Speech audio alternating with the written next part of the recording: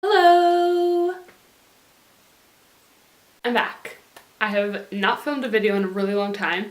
I've been super busy, blah blah blah, and so I haven't filmed. And now I'm filming again and I'm really excited to be back. So this video, as you can tell from the title, is going to be about foundation and concealer kind of, and more specifically the kind of color theory that plays into picking the perfect foundation and concealer for your purpose and for your skin tone. I don't know what I'm doing with my hands. Kind of one of the reasons this is really important to me is A, because I'm a makeup artist and I deal with this absolutely all the time when trying to match people with their proper foundation shade, but B, I personally have cool toned skin, and I'll get into kind of what that means in a second, but cool toned skin tends to be not as common as warm toned skin. Most people have warm toned skin, so it's rather hard to find a foundation that's made for cool toned skin. With that said, it's getting a lot better in the more recent years than it has been. I could not figure out for the life of me why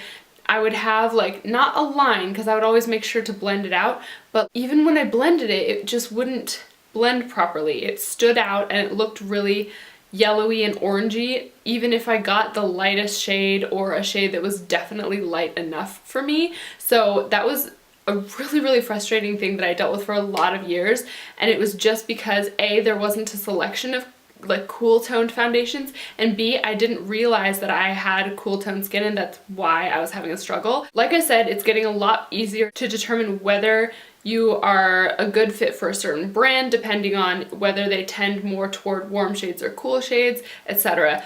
For example, of course, I mean, I haven't shopped at the drugstore for foundation in a really long time because I have such a struggle, but I think if it's still the same as it used to be, generally aren't able to try on the foundation shades and swatch them and play with them like you are at Sephora. Sephora, I'm just going to use as a really good example. They have a technology right now, it came out last summer, I believe, called Color IQ, and it's really cool. It's a little device, and what it does is it takes 3 little pictures of your skin, and it reads your undertones, it reads how much blue, how much yellow you have in your skin, it reads like any pigmentation issues, what level your skin is from fair to deep, and it takes all of that into consideration, and it gives you a Pantone code, which is basically like the color of your skin. So it'll measure the warmth or coolness in your skin. It's either R for red, which means you have cool toned skin, or Y for yellow, which means you have warm toned skin. So if it says like 1Y, that means you have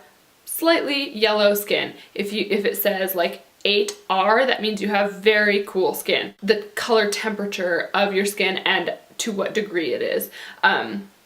If that makes any sense. And then the next part, so it'll be like 1R08. So the next part is the level, so it's how deep or how fair you are. So 1R08 is slightly cool and very deep. And it's really scientific. They spent a long time developing this technology, and I do know that it works really well if the skin is clean. If you have foundation on, it's not gonna work at all. When I first started to try it, I had a full face of makeup on, and I was like such a brat. I was like, no, I'm not gonna take my foundation out, just try it with the foundation on. And it gave me like 3Y09 or something, which is like really dark and really yellow. So it totally threw the whole thing off. And then I tried it again with a clean face and no makeup, and it was much more accurate. And actually the Color IQ technology is how I found my perfect shade in the foundation that I use now, which I'll show you in a second. But to kind of pick up where I left off with that, so once you get that code, they punch the code into their little like iPad screen, and it goes into the database of every brand and every formula that Sephora carries, and it then brings together all of the items, like all of the brands and formulas that fall into that code that represents your skin tone. So for me, it brought up, for example, like some Makeup Forever and a few different formulas, and it told me which shade I am in those. It didn't bring up some brands, because some brands, like for example, mine doesn't bring up, I think, Bobbi Brown, because Bobbi Brown tends toward yellow tones quite a bit. And same with Laura Mercier. Those two tend toward yellow tones in their foundation, so I really can't very easily wear their foundations. I can, but it just takes a little bit of finessing to kind of get the shade to look right. It brings up the brands that make your tone and your shade. So that was super, super helpful for me, and it actually helped me to find the foundation that I use now, which is by Makeup Forever, and it is their Matte Velvet Plus foundation. I'm in the shade 20, which is one of the lightest. It might be like the third lightest or the second lightest or something. But I love this foundation. I love the way that it keeps me like kind of matte looking, like that porcelain look. It wears really nicely throughout the day, but what I love about it is that it is pink enough for me. But this formula in general is pretty easy to find cool tones in. Interestingly, it also matched me at one point. I've done it a million different times, but it also matched me at one point to the Hourglass Immaculate foundation in the color Shell. Now this was when I was more tan, so you kind of have to do it throughout the year at the different times to see which shade you are, because of course you change, obviously, right? So it's kind of a no-brainer way to figure out how much your skin has changed and what will work for you at that point. So when I was a little bit more tan, I was using the Immaculate, and this is in the shade Shell. This is a little bit more yellow, but I can kind of pull it off when I'm more tan and just kind of finesse it a little bit and blend it, and it's fine. But now if I wear this, it's like, whoa, yellow. It's not even, no, it's bad. So I know that was a lot of information, but it's just kind of a general understanding and kind of a place you can go to start on your journey to finding a good foundation, right? And what you can do also with the Color IQ, which is really, really cool, is that if you know a foundation that matches you perfectly, so for example, my Makeup Forever Matte Velvet Plus in shade 20, you can either go online or at the little stations that they have at Sephora and do a reverse search. So you can put in Matte Velvet Plus shade 20 and it will tell you all the other foundations that you match up with as well. So if you know your shade in one but you wanted to try a different formula, you wanted to try a different brand or whatever, you can do it reverse in that way and then find something that's comparable for your skin. So that's really, really cool and super helpful for people like me whose skin tone is a little bit difficult.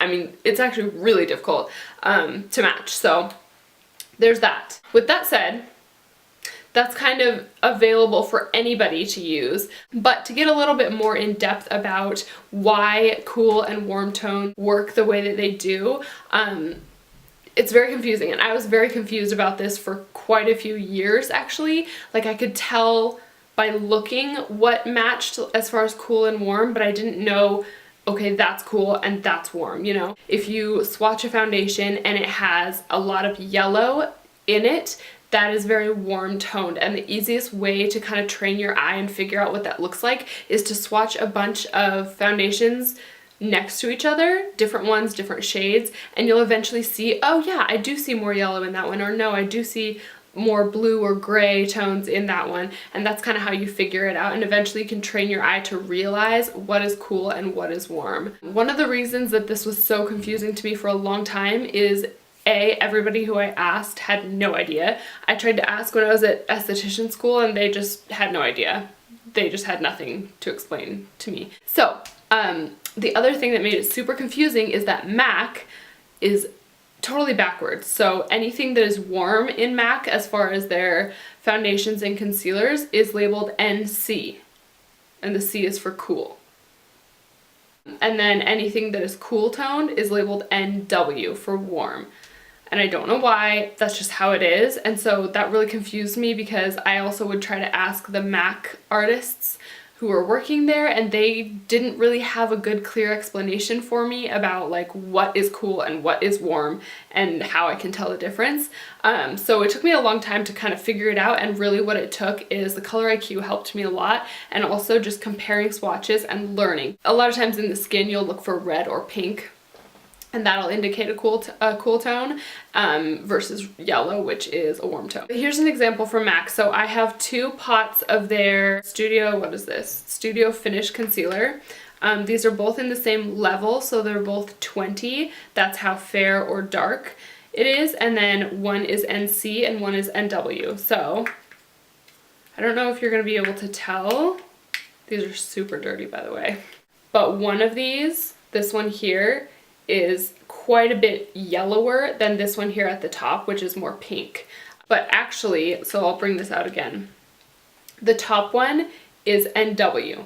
Even though it is a cooler tone concealer, it's NW. This one is NC20. Even though it's a warm tone. So that threw me off for a long time, but if you can kind of just remember that and that is how they label everything and just switch it backwards in your mind, then you can kind of train your eye that way too.